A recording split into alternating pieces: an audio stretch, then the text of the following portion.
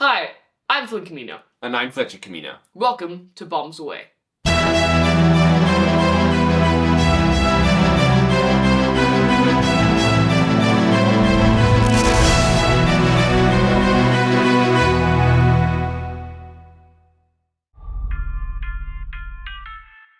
movie we'll be reviewing today is Retribution. It was directed by Nimrod Antal. That is the last time we will say that name because it sounds very mean when we say it. Yeah, it's a Hungarian. It's Hungarian name, so it's probably said Nimrod or something because of the pronunciation. The film stars Liam Neeson, Noma Demuzwezi, Dumezweni, Lily Aspel, Jake Champion, Embeth Davids, and Matthew Modine. We've got a list here of you. Yeah, we've got a list. Now get this. It is the third remake of the 2015 Spanish film El Desconocido. The third remake. In the space of 8 years, this film has been made 4 times. So, it's going to be a worthwhile plot. Yeah, it's got to work somehow. So, basically, this is the newest installment of the unofficial franchise of Liam Neeson as aging, brooding person fighting people who threaten his grandchildren. They're supposed to be his children in the movie, but honestly, he looks old enough to be their grandfather. Yes, well. We'll gloss over those details because the upshot is, we thought this was a pretty damn good film. We had a good time watching when we came out of the cinema going, that was fun. Yeah, it was amazing suspense, very thriller action. It was an awesome thriller. Not as much action as I actually anticipated. Yeah, the trailer makes it look like an action movie. It's not an action movie. Anyway, we'll get into that. So, first we're going to go for some positives, then we're going to go for some negatives, and then we'll wrap it all up. So, let's start off with some positives. Twitchy face. His eyebrows, different directions. It's just fantastic to see him be able to do that at such an old age. Oh, God. Okay, so all twitching aside, I thought Liam Neeson was absolutely best part of the movie. Absolutely nailed it. Amazing acting. Brilliant acting, and I think it would actually be a quite challenging role. Like, I think it's sort of a thing that it's just an action character, but actually it was a really difficult role to pull off because since it is an enclosed space like a car, the director was really just like really tight close-ups. Like often the close-ups would be like this tight, and that as an actor you've got to be just like, it's amazing. You've got to know what you're doing. In every detail of his face, like everything. It's such a flawless performance. I cannot believe it. And basically that's just all Liam Neeson does these days. He just does these. I know. This brooding father. Yeah, exactly. Of these kids. I mean, I think it's kind of sad because this is the guy who was Schindler in Schindler's List. I mean, this is an incredibly talented actor, and he's just sort of now all he does like at least 3 movies a year. He's an aging assassin. His daughter's being kidnapped by a Mexican drug lord, and he has to save her. It's just like sort of like a.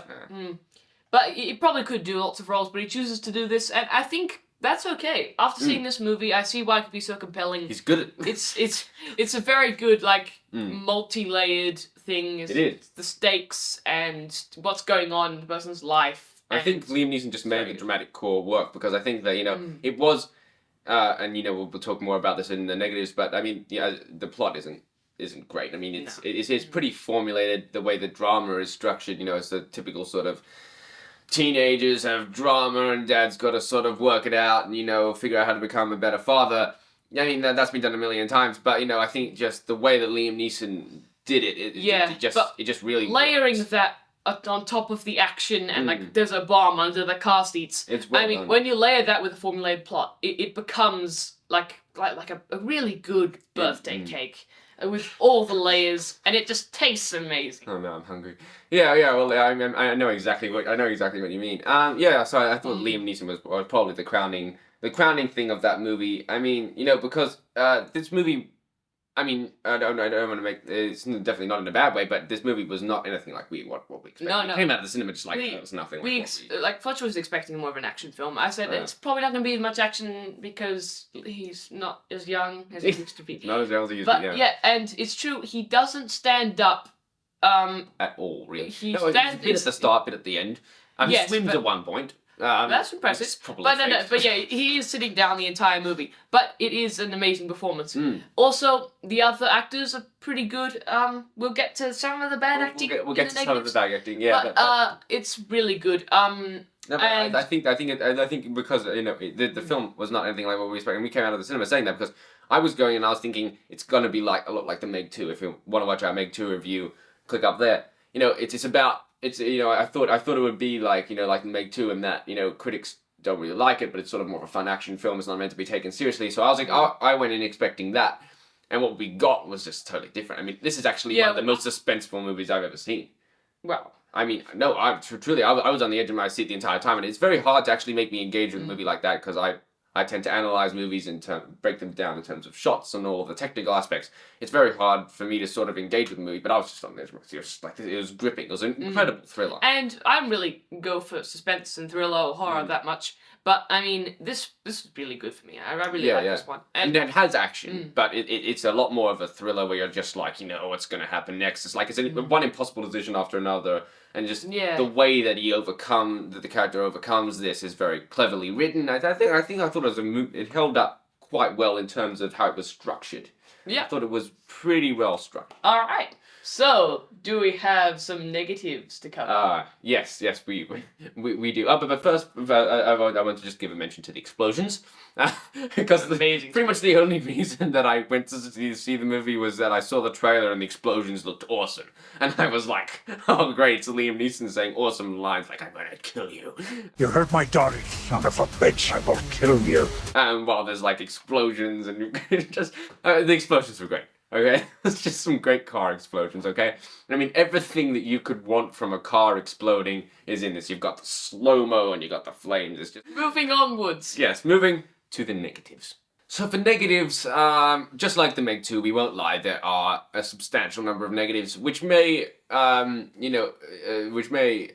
the average film goer sort of go, I don't want to see that. But you've got to come with an open mind to a lot of movies. You've got to go in with a lot of expectations for certain movies, and sometimes you'll be surprised. Sometimes they'll be exactly what you expect. Yeah. Well, this movie was a lot surprisingly closer to what I expected, and basically, the thing is, the plot was very formulated, as we said, and very simplistic. As I said, I liked how it was layered with the action in a very pleasing way, because since it was layered like that. It was pleasing. Very pleasing. Yes. Lovely. It was just it wasn't in the way of plot. It wasn't very complex. Yes, but I think I always love layers. I love layers in soundtracks and films, and just having that complexity, even though the basic things layered, it really made it work for me.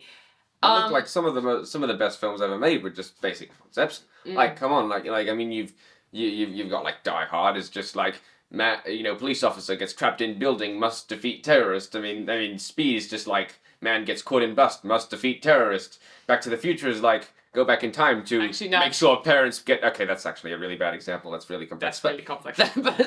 but I mean, Star Wars is fairy tale in space. Yeah, your average fairy tale in space. Yes. Yeah, but I think it was a simple concept. Man gets in car, can't get out. Predator triggers under seats, has to figure out what's going on. Kill bad guy. That's the It's very good. It's very good, and I think I have to say I'm very critical about child acting. And since we are teenagers, we act. We are actors. We have acted. Our hobby is acting. Yes. Yes, we act in plays and so on. But I know a lot of good child actors, and I'm surprised when I don't see any good child actors in films. Yeah. So I always like Harry Potter comes to mind. Harry Potter, horrible acting except for Rupert Grint as Ron. But anyway, Monster Calls. Very good acting, child acting. You find it occasionally. But it's very rare. In this one, because you've got to find someone that's not only cute but is also a good actor. Exactly. Which is difficult. In this one, we had Lily Aspel doing a really good job. Oh, she was excellent. I thought she was actually surprisingly very, very good. Probably should have covered her in the positives. But and then we have Jack Champion from Avatar: Way of Water. A bad choice, actually. I find it just really ironic that he is much older than Lily Aspel and doing a much worse job. Yeah. I mean, he's just he just can't act. It's just one of those people. He's been he's told he's good and he isn't. No, he's yeah. Oh, that's good. But I mean, like you know, he reminds me painfully of Hayden Christensen. Like similar, just sort of. It's like as an actor, you sort of realize when somebody isn't quite in charge of their facial tics. Like a lot of you can often a really obvious characterization of an actor who's not very good is like sort of just like moving the mouth unconsciously between lines or just moving them in strange ways. Hayden Christensen was, I think, just the king of that, you know, and I think Jack Champion did that a lot. And it was very distracting. It's just not a good actor at all. Yeah. And so that was disappointing because he was in the car the whole time. So of course you can use facial tics as part of it. Like you can. Tobey Maguire in Spider-Man. Anyway, yes, but basically, I found that a little distracting, but I think all in all the acting was very good. I thought it was alright. I thought it held up quite nicely. I think the actors did what was required of them. Nothing more, nothing less. I found the end twist a little. We're not going to spoil it. I'm not going to spoil the end twist, but I found it a little. He did, I didn't. So that's not good. But anyway, so the end twist was a little disappointing for me. They had to explain the plot twist with a big exposition dump. Yeah, but I think it's just explaining why. I think just like it's sort of like kind of obvious when it was sort of explained. I mean, I guess it's because we've seen so many villain reveals like now. It's like every movie has to have like a big villain reveal with a big twist, and that's sort of like some of them done better than others, but some are done better than others. But mostly, in generally, it's just sort of like the twist with the villains is becoming formulated in itself. And it's just like, for me, at least, I just felt like I've seen this before. So I think Liam Neeson really helped with character development. It told a lot about the character, and I didn't really know enough about his character to understand. Like I felt like over the course of the movie, you really got to understand him a little more. It was sort of like, you know. The whole movie he was being told that he like you know the person who was trying to bomb him was telling like you know you're not a good person and you know you're not a good father, and his whole like I think you know apart from all the action, his fight was to sort of you know prove to himself that he could be a good person and he can be a better father and he can change, and I think that was the compelling part, and that was the part that Liam Neeson played so well. Yeah. And that he always plays very well. I think yes, very good. I think to sum up, watch this movie. It's very good suspense, a lot better than a lot of the other drivel out there. Definitely one of the better films this year, and it's one of them that I'd readily watch again. It's very well done, and I think probably the best option at this point is for you to subscribe. And hit that bell button. Ding. Yes.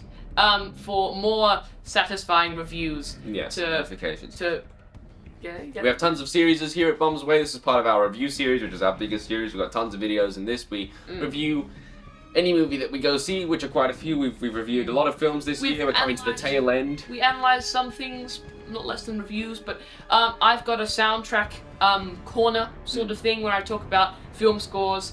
Fletcher's got a technical aspects thing where he talks about plot, filmmaker stuff. And basically we're just doing a lot of stuff to check out if you like this video, which I hope you do. And also leave stuff in the comments. Yes, please tell us other movies. If you have any suggestions, I just love to know what you think. Could you suggest what are the best movies in this Liam Neeson action genre? Oh yeah. Because we enjoyed this, and I feel like there might be some other ones. I feel like there might be some other ones which well, there are other ones, but there are a lot of other ones. But I want to know which ones are the best ones. So if any of you have sort of watched ones which you think are really quite exceptional in that particular subgenre, then please put them down in the comments below, and we'll give them a watch because we really enjoy this one. All right, and until next time. I'm Fletcher Camino. And I'm Flynn Camino. From Bombs Away.